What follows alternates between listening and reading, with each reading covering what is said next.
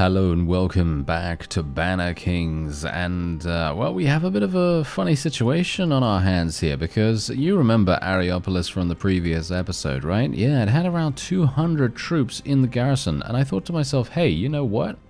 I have a sneaking suspicion that maybe Regea is going to have a bit of a difficult time taking this, and so much so that I decided to stick around. Because obviously we were at Amitatis, I decided to stick around, recruit a couple more people from there, and then obviously we do have Vincantios here as well, and you can see that Regea has taken significant casualties, so much so that we might actually have the ability to defeat her. And so I'm actually going to go in there straight away. I am just literally going to go in there. As you can see, look at this. We are looking pretty good right now, and if we can take her prisoner, this is going to make every single little bit of our expansion to Southern Empire territory be extremely simple, or at the very least it will be a lot more straightforward than it would have been otherwise. And I'm actually astounded really that we had the ability to do this, because let's face it, you know, this is not an everyday occurrence. Usually an army that has 1200 is going to be stomping, absolutely crushing a force of 200 in a garrison. You know, there's no way they would be able to achieve victory in that sense. So I'm actually really surprised. Very, very surprised that we were able to do anything. Here, I thought that she was just going to absolutely obliterate it, and that would be it.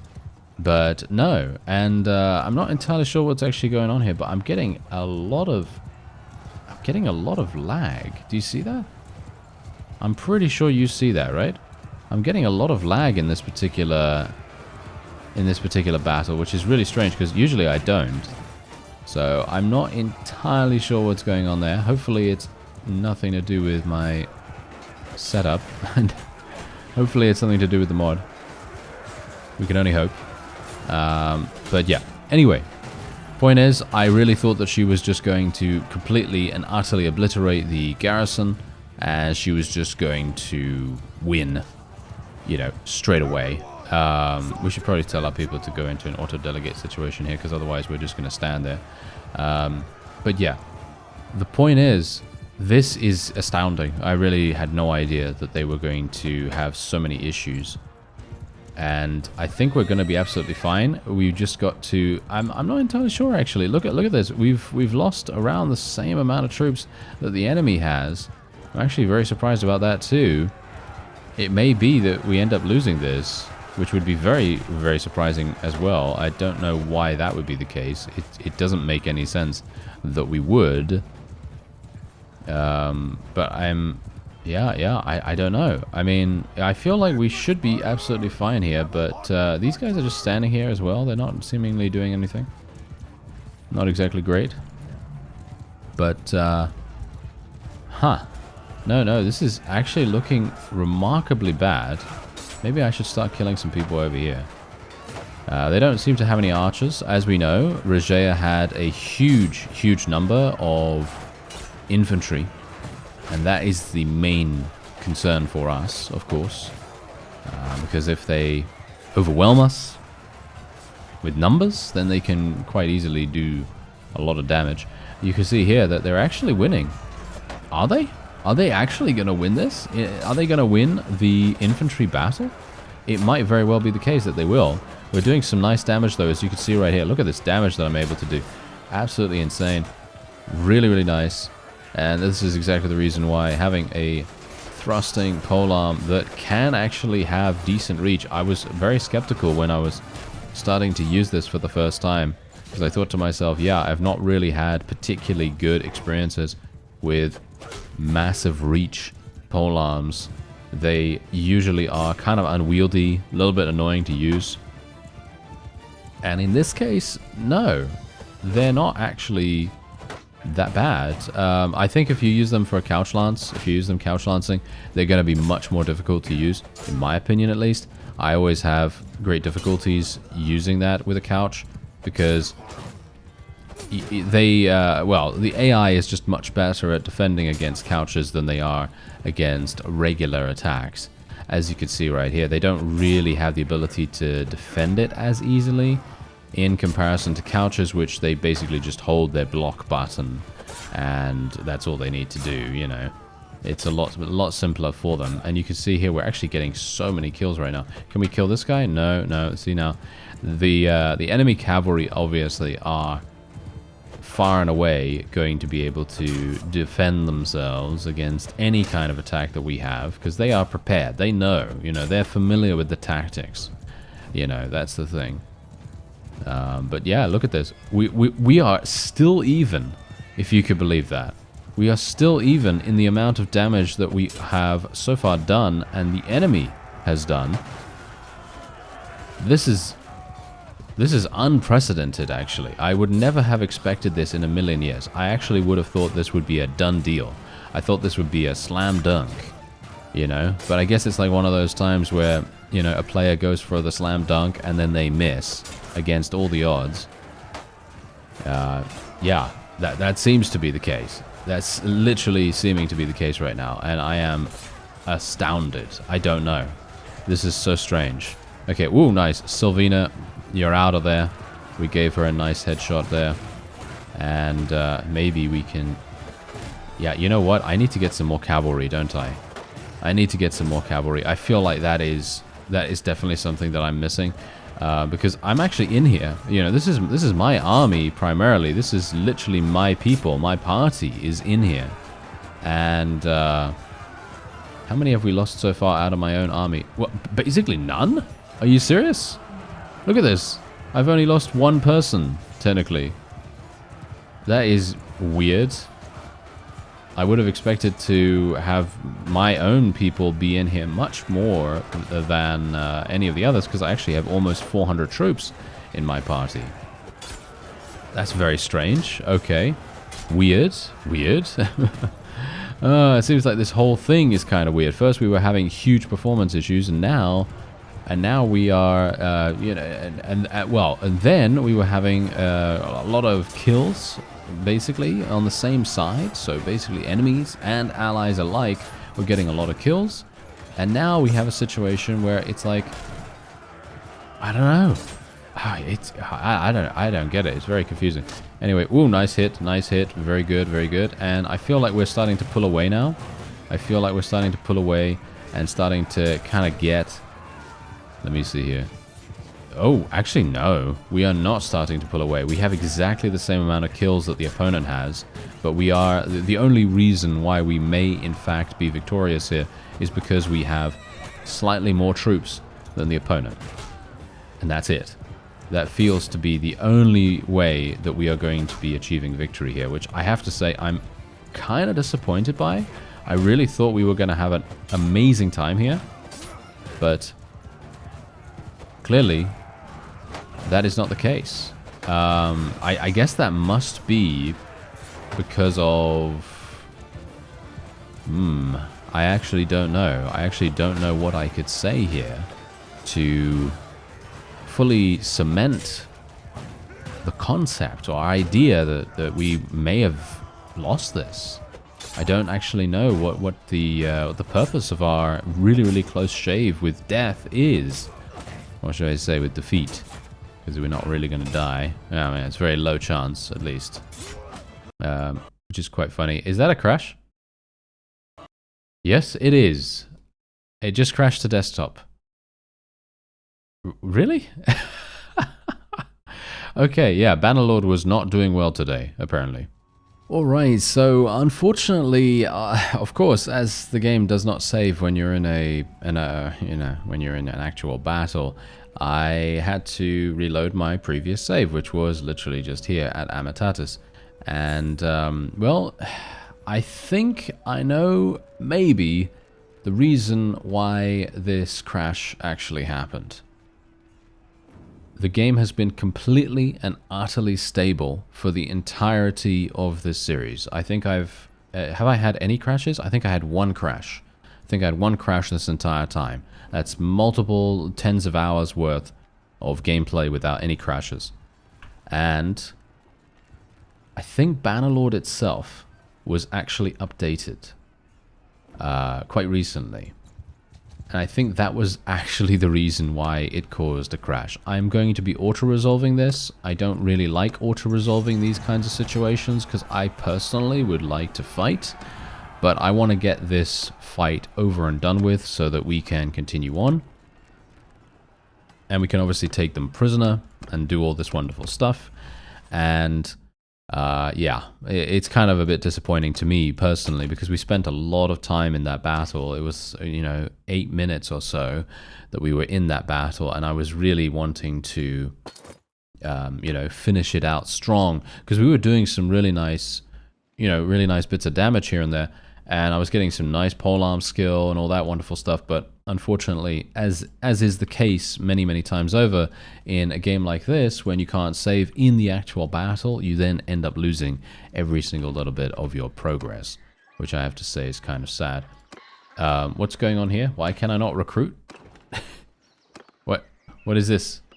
I can't recruit from here? Okay, that's weird. Yeah, it may very well be that because the game got an update, and I'm talking about Bannerlord. Bannerlord actually did get an update. It was not an official update as far as I'm aware. It was like an update that they don't document.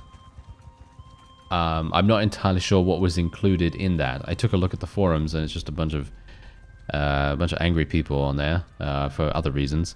But the thing is, I'm kind of hoping that it hasn't broken my mods and the game itself isn't now incompatible, because I am playing on 1.2.8, which should theoretically be untouched by any potential updates.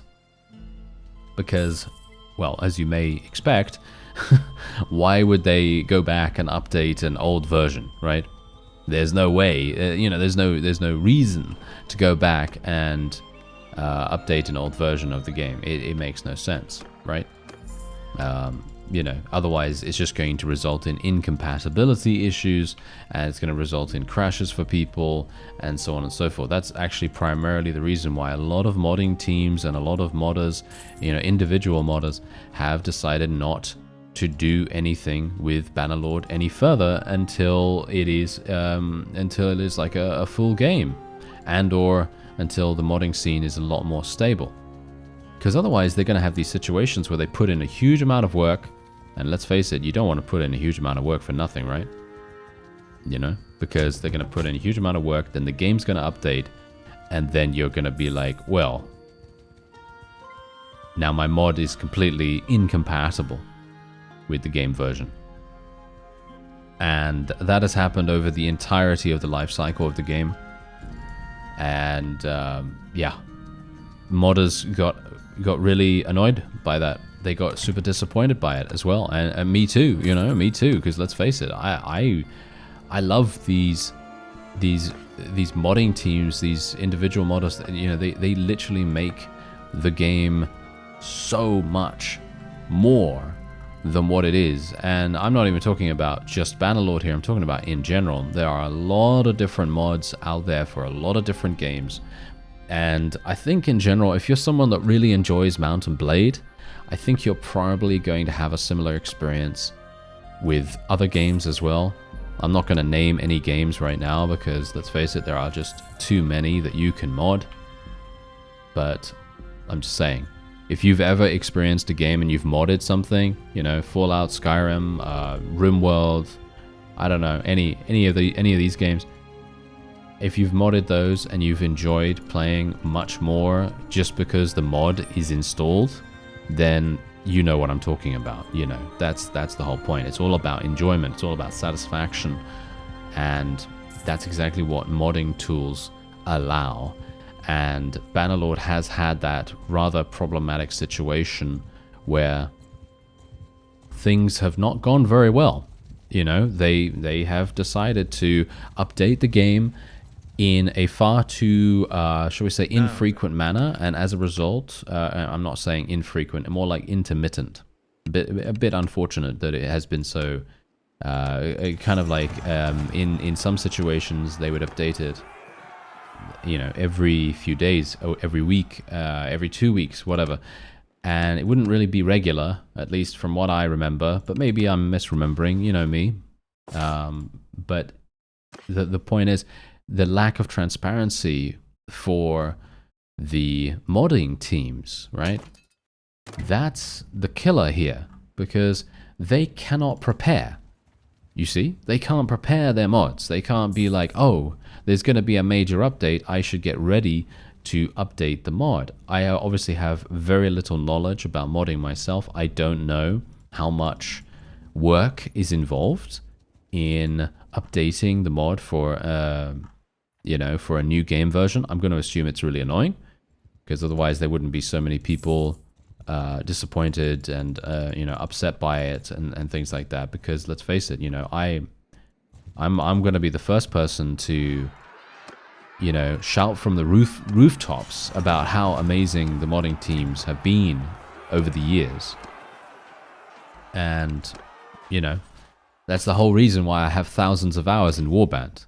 You know, that is literally the entire reason, because I could play that game on its base level for maybe 1 or 2 playthroughs, right? 1 or 2 playthroughs, which is usually around, what, I don't know, 40, 50 hours maybe. It very much depends.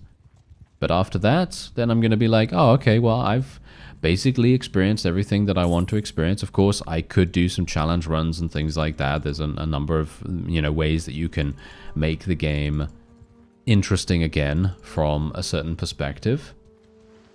But all intents and purposes, you want to play something a little bit different, you know? You want to play a Lord of the Rings mod, for example. You want to play something that's Lord of the Rings. You want to play something that's Star Wars. You want to play something that's, I don't know, Game of Thrones. You want to do any of these things. Any even original IPs, right? Even original IPs like, if you please, stop. I don't know, like Blood and Steel and Light and Darkness. And all these crazy mods that came out. Super, super fun experiences that you would never have been able to play otherwise. And this is just what I'm talking about. The creativity of modders just knows no limit when it comes to these kinds of situations. It's just absolutely amazing. And well, yeah, I'm kind of trying to avoid battles right now because I'm worried that it's going to crash again. Actually, you know what? I'm going to save because I am super, super paranoid now that we're going to get a crash in the battle. I said to you that the lag, the performance in that particular fight was really weird. And I think maybe something is going on when we go into the battle with rendering the armor or something like that. But the funny thing is, you're not really going to be able to do anything about that, because unless every single one of the creators of each of these mods updates their mod to accommodate whatever extremely small minor update just went through for the 1.2.8 version of Bannerlord, which is never going to happen. Let's face it, that's never going to happen, because that would require a monumental coordination effort by all of these individuals to rectify this situation. Obviously, I'm very much, pretty much just surmising that there is an issue, because I could just be, you know, I could just be saying that there's an issue, but there actually isn't, and I don't know. That's the point. I just want to reiterate upon that. I don't actually know whether there is an issue, so we're going to go into a battle when I see a weakened castle, or if I see something that I feel would probably be a good idea. You know what? You know what I'm going to do? I'm going to actually equip my other guy. Right, let's go and equip Kadaminos. Kadaminos, hello there, sir. Okay, yeah, so he's got an insane... Yeah, okay, wait a minute. Is this better than what I have? It is. Okay, so I'm going to wear that. He can have my old armor, which is fantastic, by the way. It's actually really, really good. So he's going to look absolutely fantastic with that. Let's give him this helmet. What else do we have available here? There's a cloak. No cloak. Where's the cloaks? Okay, apparently the cloaks are nowhere to be seen for some reason. I don't know why. They must be really cheap. I assume that's the reason, right? I guess that's the reason. Yeah, there we go. There's one. And we got some boots. There we go. Got some gloves. There we are. Okay, fantastic. Let's get him an amazing shield, right? Let's get him an amazing shield. What does he actually have, by the way? He's got medicine, obviously. He's got polearms. He's absolutely terrible in pretty much every single combat skill. So he is literally just for, you know, that. He's just for, well, medic skill, and that's it. I could give him a horse. Maybe it would be a cool idea to give him a horse. Let's give him some of this armor. Okay, that doesn't work. He can't even ride these. He can't even ride these horses. That's kind of sad. Okay, what about... wow, really? He can only have this. A Midlands Palfrey. That is not exactly great. Let's see. What else can we do here? Is this better? What's better? What's better? This one? I guess. I don't know. It doesn't really matter. And we should probably give him a polearm, shouldn't we? Yeah, we should probably give him a polearm. So let's give him... should I give him a slashing polearm? I feel like a slashing polearm would probably be pretty fun for him. So let's give him a Swadian Fine Bill. Should I? Or a... yeah, wait a minute. I've got to give him a really good one-handed sword first. Let's give him this one. I'm spending 133,000 on this guy. Hopefully he's going to be pleased with this. Is this actually good? Its length is only 91. A little bit worried about that, actually. Maybe we should just give him a spear. Should I just give him a spear? Yeah, I'll just give him a spear instead. Alright, there you go. Alright, so he's looking fantastic now. He's looking real good now. He's actually maybe even slightly better than pretty much everyone of our other companions. And technically what I can do now is I can make him a party, right? We can make him into a party. A hero must be knighted. So technically I'd have to knight him, which is actually hilarious. Should I do that? We've not done that before, so should I do that? I think that might be quite fun. So let's try it out, shall we? Okay. I would like thee to serve as my cavalier. There we go. Knighting involves granting a fee, an estate or lordship to a commoner in exchange for knight service or military aid. Once granted, their property cannot be revoked. Knights granted a lordship will pay for their own retinue but will also have full rights to the village's income. Knights will serve under your clan but eventually will aim to forge their own family. I think this is so incredibly cool. I can't... Wait a minute. I can't do that? You do not legally own any title? You don't de facto hold Tarcutus and thus lack control over its estates. Am I supposed to own the entirety of a particular village? Because if that's the case, I am not going to be able to do that. Okay, I'm actually kind of intrigued. Let's go over to Tarcutus and actually see what I can do here, because I'm pretty sure I'm going to be unable to do pretty much anything there. I don't think I have the ability to purchase the remaining bits of land. I don't think that that is actually available for me. These guys are super easy. You know what I'm actually going to do right now? I am going to... Wait a minute. Let's just save. Because I'm very paranoid still. So what we're going to do is just going to save, then go straight on into the battle. This is obviously going to be a pretty simple one for us. We are continuing to level up our forces as well, by the way. Whenever we do an auto-resolve, it obviously gives us an amazing amount of experience for our people. But here's the thing. I want to go in there just to see whether it actually causes any kind of problem. Obviously, it didn't crash for about 7-8 minutes when we were in the previous battle. So I'm very much hoping that there's not going to be any kind of issue this time. But I'm kind of worried about that, because otherwise I'm not going to be able to go into these really large battles that I know everyone is really excited about, including myself. Because let's face it, if we can't go into these large battles, I don't see the point. Because otherwise, I'm going to have to play very kind of annoyingly, because I'm going to have to play around numbers. I'm going to have to play the numbers game, and I'm going to have to be, well, kind of cheap. You know, I kind of have to play really cheap in those situations. Enemies are fleeing. What? Are you serious? Wait, we just literally came in here.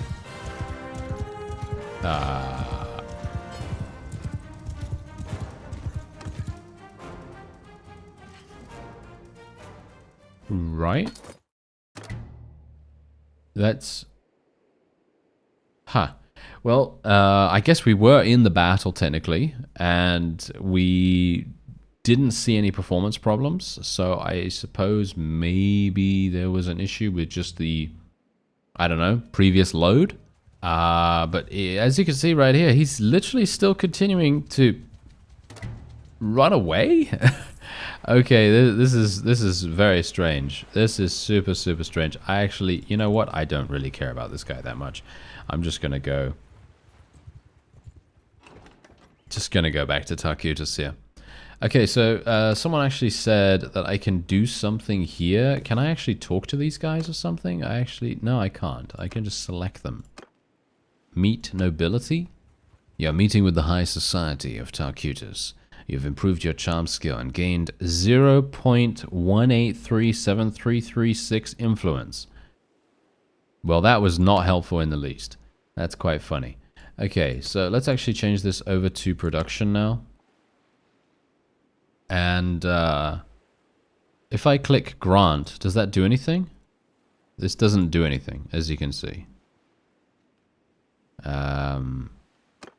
Your estate either does not have a retinue yet or is currently traveling. The retinue must be within the settlement, so dialogue can be entered with this option. Okay, I'm sorry, I don't actually understand how this works. Because...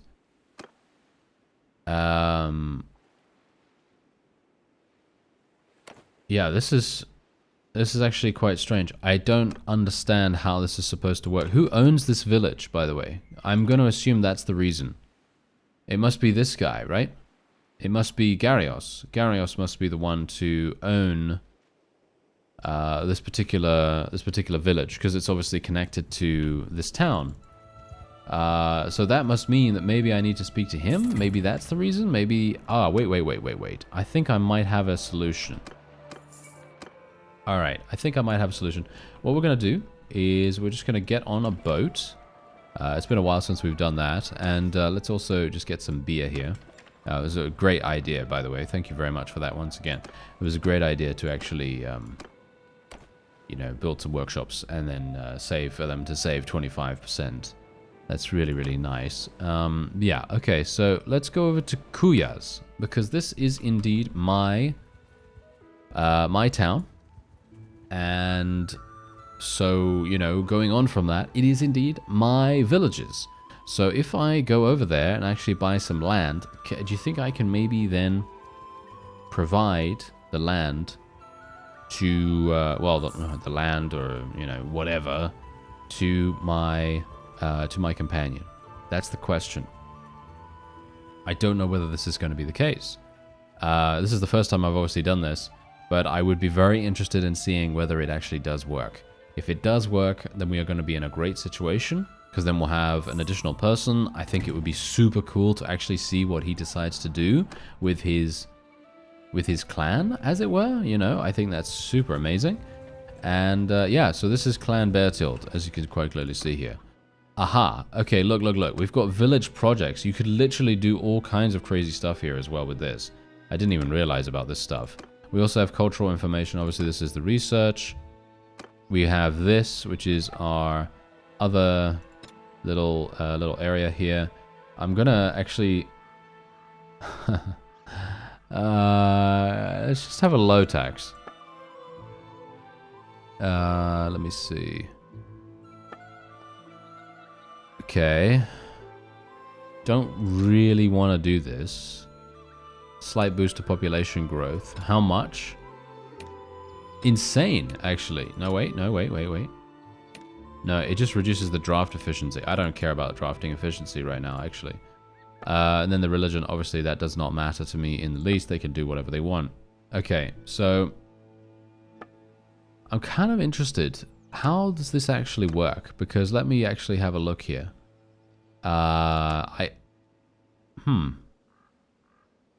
If I go to estates, okay, let me buy this.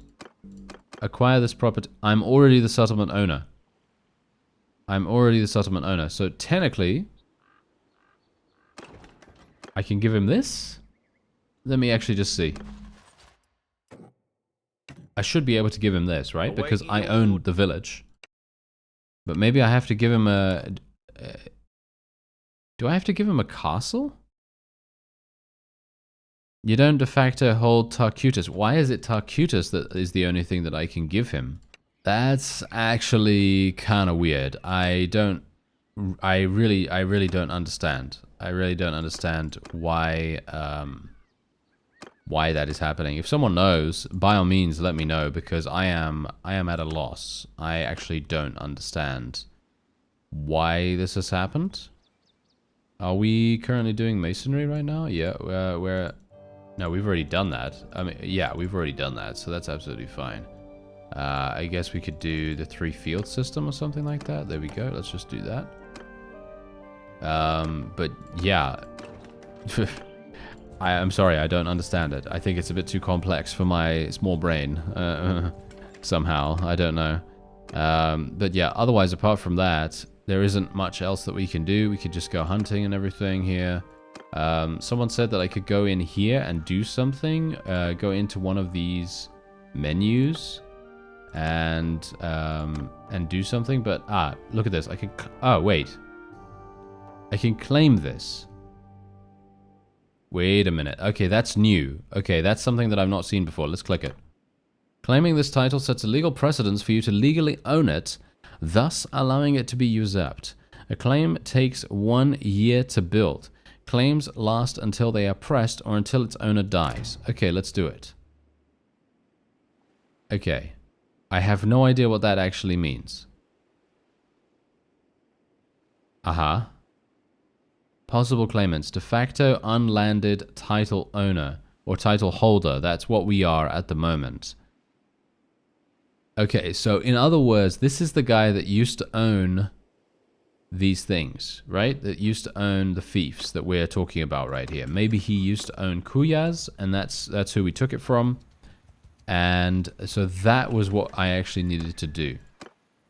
As you can see right here. I did not see that claim button before. Okay, so there you go. We found it. We found it. And it's going to take an entire year for that to work. So I guess the best thing for us to do right now is to actually find a spouse. And I think I probably have a pretty decent spousal score now. Or at least I hope. I hope Barney does. Maybe. And in which case I would like to be able to find Nadea. Hopefully we'll be able to find her, and hopefully she'll say yes, and if she doesn't, then I have no idea. I guess we're going to have to go for someone else. Anyway, that's going to be it for this episode. I thank you very much for watching, and I'll see you next time.